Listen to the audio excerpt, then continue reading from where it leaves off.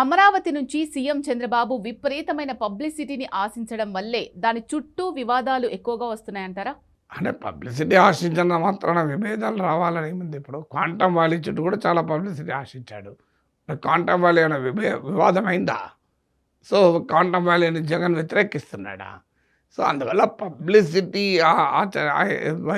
కోరుకుంటే వివాదాలు రావు.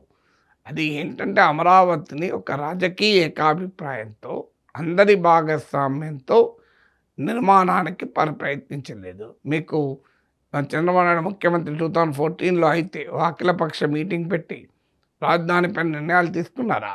అన్నీ ఏకపక్షంగానే తీసుకున్నారు. ఏ ఇతర ప్రతిపక్ష పార్టీల్ని ఇన్వాల్వ్ చేయలేదు. అందులో దాన్ని ఒక హైప్ ఇచ్చి చంద్రబాబు నాయుడు బ్రాండ్గా డెవలప్ చేశారు.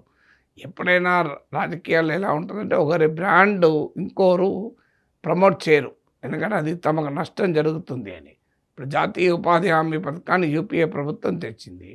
అది ప్రజల్లో బాగా పాపులర్ అయింది కనుక 11 ఏళ్ళు ఆగారు.